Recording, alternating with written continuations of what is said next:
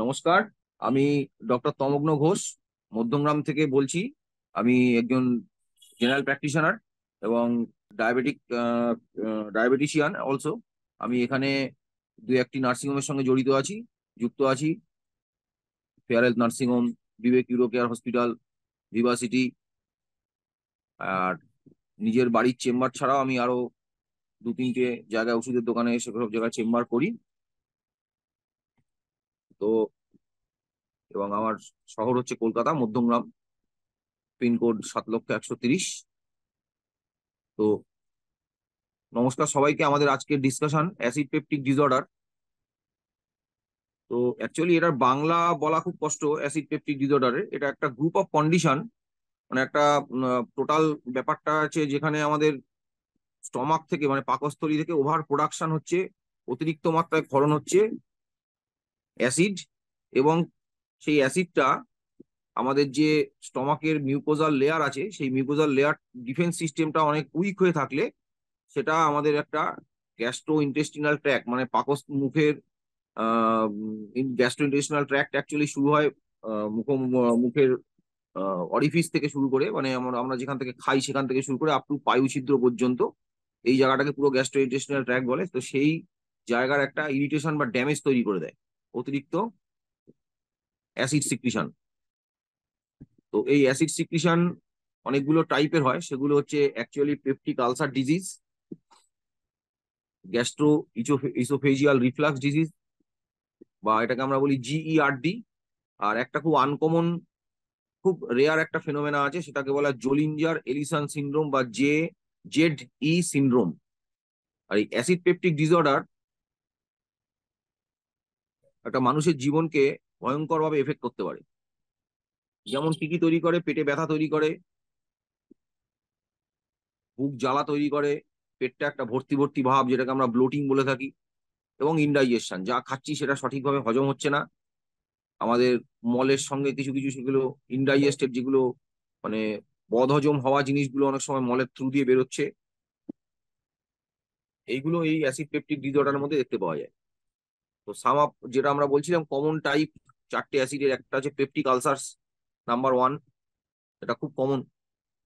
তো peptic ulcer হচ্ছে actually mucosal যে স্টমাকের ইনার লাইনিং আছে তার আপার পার্ট, অথবা স্মল ইন্টেস্টাইনের যে আপার পার্ট আছে, অথবা স্টমাকের মধ্যে যে তার ওয়াল আছে, চারটে ওয়াল থাকে, তার যে ইনার লাইনিং, সেই ইনার লাইনিং একটা কিছু ক্ষুদ্র ক্ষুদ্র সোর মানে ক্ষত সৃষ্টি হয়। এবং বেশ কিছু ক্ষেত্রে দেখা গেছে এই ক্ষতটা সাধারণত হয় হচ্ছে হেলিকোব্যাক্টর পাইলোরি নামে একটি ব্যাকটেরিয়াল ইনফেকশনের কারণের জন্য, অথবা আমাদের এক্সেসিভ ইউজেস অফ, যেটা আমরা ব্যবহার করছি, পেন কিলার বা স্টেরয়েড।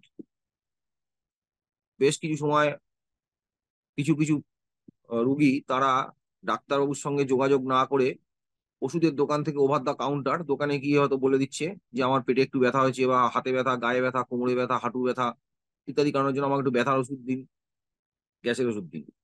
তো তারা অ্যাকচুয়ালি এগুলো নিয়ে দু তিন দিন খেলো, খাওয়ার পরে আবার দেখা গেল একটু কমছে, আবার বাড়লো, আবার দোকান থেকে খেলো। এরকম এই যে ওভার ইউজ, এবং দোকানদাররা ম্যাক্সিমাম সময়, অনেক সময় কিছু তাদের অজানা কারণের জন্য তাড়াতাড়ি পেশেন্টের রিলিফ পাওয়ার জন্য, আরাম পাওয়ার জন্য, তারা কিছু কিছু ক্ষেত্রে সেক্ষেত্রে স্টেরয়েড জাতীয় ওষুধ ইউজ করেন, যেগুলো একদমই ইউজ করা উচিত নয়। সেই সব কারণের জন্য কিন্তু পেপটিক আলসার হয়ে থাকে।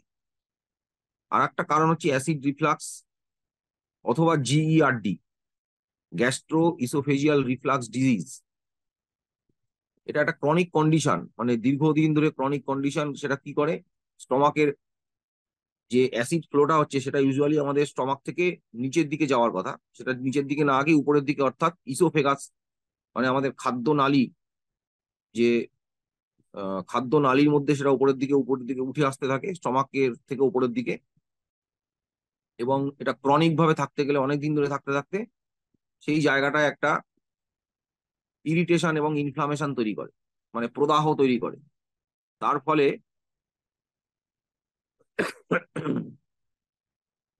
একটা হার্ট বার্ন তৈরি হয়, মানে আমাদের বুকের মধ্যে একটা জ্বালা, খাবার খেলে ঠেলে ঠেলে ওঠা, গলা দিয়ে ঠেলে ঠেলে উঠছে, এবারে গলার গোড়ায় কিছু কিছু রুগী এসে বলতে থাকে তারা গলার গোড়ায় এরকম বেঁধে রয়েছে। সেইগুলো তৈরি করে, যেটা আমাদের কিছু কিছু ক্ষেত্রে পরবর্তীতে ঢোক গিলতে এবং একটা অস্বস্তি তৈরি করে। তো লং টার্ম মানে দীর্ঘদিন ধরে জিআরডি থাকতে থাকতে কমপ্লিকেশন একটা তৈরি করে, সে একটা রোগ তৈরি করে, সেটাকে আমরা বলি ইসোফেজাইটিস অথবা ব্যারেট ইসোফেগাস। আর একটা প্রদাহ যেটার নাম বলছিলাম সেটা হচ্ছে জোলিঞ্জার এলিসন সিনড্রোম। এটা অ্যাকচুয়ালি খুবই কম দেখা যায়, কিন্তু কিছু কিছু মানুষের ক্ষেত্রে হয়। এটা একটা রেয়ার কন্ডিশন এবং এটা একটা ছোট ধরনের একটা টিউমার বলা হয় থাকে জোলিঞ্জার এলিসন সিনড্রোম। এটা হয় প্যাঙ্ক্রিয়াস অথবা ডিওডেনাম, মানে ক্ষুদ্রান্তের যে একদম উপরের পোর্শন, সেই পোর্শনটা থেকে এক্সেসিভ অ্যামাউন্ট অফ কিছু কিছু ক্ষেত্রে হরমোন নিঃসৃত হয়। সেই গ্যাস্ট্রিন নামে একটি হরমোন, সেই হরমোন নিঃসরণের ফলে এটা তৈরি হয়, যেটা অ্যাসিড স্টিমুলেশনকে, গ্যাস্ট্রিন হরমোন কি করে অ্যাসিড স্টিমুলেশনকে আরো অতিরিক্ত মাত্রায় স্টমাক থেকে বের হতে সাহায্য করে।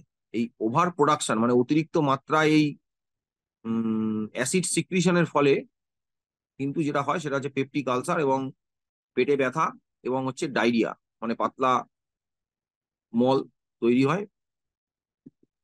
তো এগুলো থেকে বাঁচবার কিছু বেশ উপায় আছে। তো সেই বাঁচবার উপায়গুলো কি? উপায়গুলো হচ্ছে হেলদি ডায়েট, রেগুলার এক্সারসাইজ এবং পেন কিলার এবং স্টেরয়েড এবং অ্যালকোহলের যে ইউজ আছে সেগুলোকে আমাদের সংযত করা। আর হচ্ছে আমাদের জীবনে, প্রত্যেক মানুষের জীবনে আজকালকার যা জীবনযাত্রা এবং পরিবেশ পরিস্থিতি, তাদের প্রত্যেক মানুষেরই বেশ কিছু স্ট্রেস রয়েছে, সেই স্ট্রেস গুলোকে কমানো। হেলদি ডায়েটের মধ্যে কি ব্যালান্স ডায়েট, এগুলো শরীরকে, স্টমাককে সুস্থ রাখতে সাহায্য করে, স্টমাক থেকে সঠিক মাত্রায় অ্যাসিড নিঃসরণে সাহায্য করে। কিন্তু আমরা যদি খুব বেশি অতিরিক্ত স্পাইসি খাবার, অ্যাসিডিক ফ্যাটি ফুড খাই, সেগুলো কি করে আমাদের অ্যাসিড সিক্রিশন গুলোকে বাড়িয়ে দিয়ে এই পেপটিক আলসার ডিজিজ তৈরি হতে সাহায্য করে। আর রেগুলার এক্সারসাইজ করলে একটা হেলদি যদি ওয়েট থাকে, আমাদের যে শরীরের ওজন, যেটা বিএমআই বলা হয়, bone marrow body mass index, সেই বডি মাস ইন্ডেক্স একটা যদি আমাদের মোটামুটি কারো 23-এর মধ্যে থাকে, 19 থেকে 23-এর মধ্যে থাকে, সেটা আমরা হেলদি বলি। তার উপরে চলে গেলে সেটাকে বলা হয় ওবেজ, ভেরি ওবেজ ইত্যাদি ব্যাপার আছে। সেগুলো চেষ্টা করতে হবে অ্যাকর্ডিং টু হাইট, ওয়েট যাতে ঠিকঠাক ম্যানেজ থাকে, তার জন্য একটা ডেলি এক্সারসাইজ করা, হাঁটা। আর কোনো কিছু অসুবিধা হলে কোনো বাড়ির কাছাকাছি হাসপাতাল বা পার্শ্ববর্তী কোনো ডাক্তারের কাছে গিয়ে সেখান থেকে ব্যথা সংক্রান্ত কোনো সমস্যা হলে তাদেরকে জিজ্ঞাসা না করে কোনো ওষুধ না খাওয়া।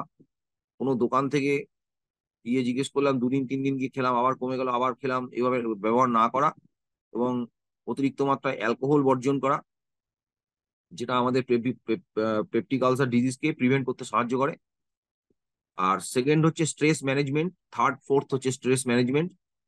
স্ট্রেস ম্যানেজমেন্টের বিভিন্ন রকম টেকনিক আছে, সেটা মেডিটেশন হতে পারে, যোগা হতে পারে, আর অন্যান্য বিভিন্ন অনেক পদ্ধতি আছে। সেই পদ্ধতিগুলো অবলম্বন করে স্ট্রেস ম্যানেজমেন্ট করা,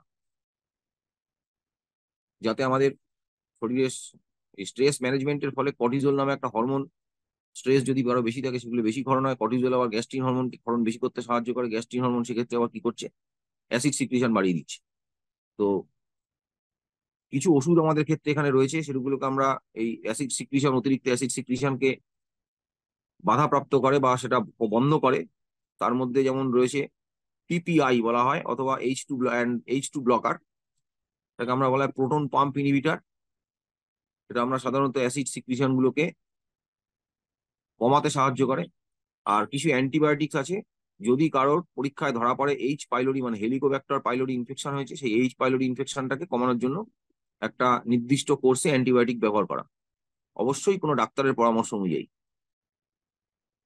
আর জেই সিনড্রোম বা জোলিঞ্জার এলিসন সিনড্রোম অথবা সিভিয়ার পেপটিক আলসারে কিছু কিছু ক্ষেত্রে পেপটিক পারফোরেশন হয়।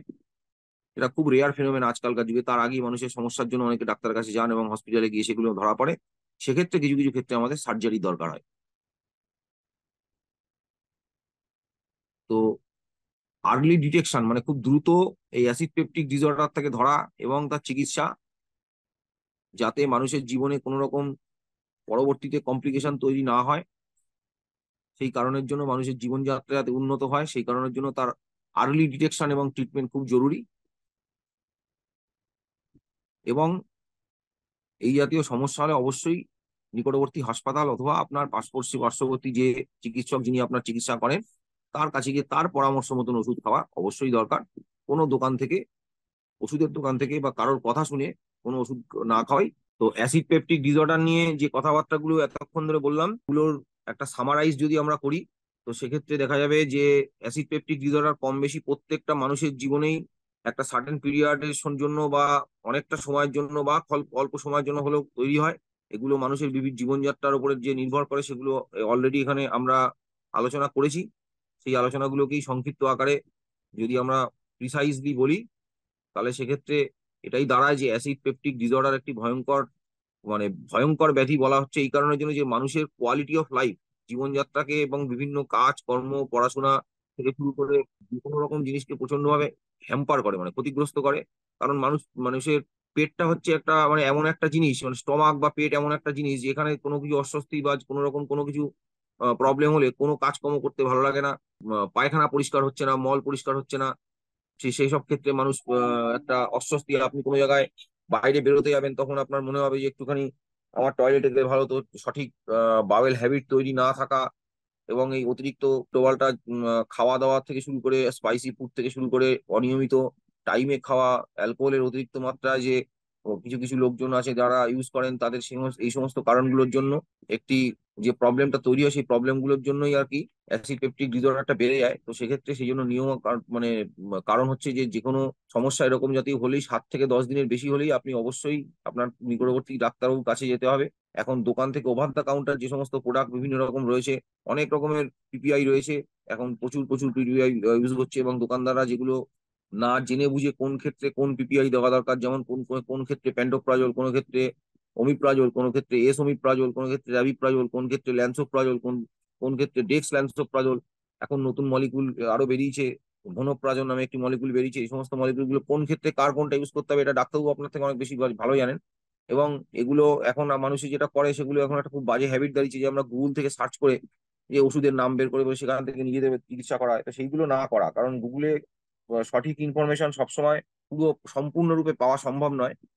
এর জন্য নির্দিষ্ট পাঠ্য বই রয়েছে যেগুলো ডাক্তারবাবুরা বা আমাদের পড়তে হয় আর কি, সেই পাঠ্য বইগুলো দেখে, বইগুলো থেকে আমাদের জেনে বুঝে বা জ্ঞান রপ্ত করে সেইগুলো তখন পেশেন্টকে সেইভাবে চিকিৎসা করা। কিন্তু গুগলে সেই ইনফরমেশন গুলো সবসময় থাকে না। অনেকে যে জিনিসটা ভুল করছেন সেই জিনিসগুলো সম্পর্কে না করে অবশ্যই আপনার নিকটবর্তী ডাক্তারের কাছে গিয়ে বা কোনো হাসপাতাল থেকে দেখিয়ে সেখান থেকে আপনার ওষুধপত্র খাওয়া উচিত।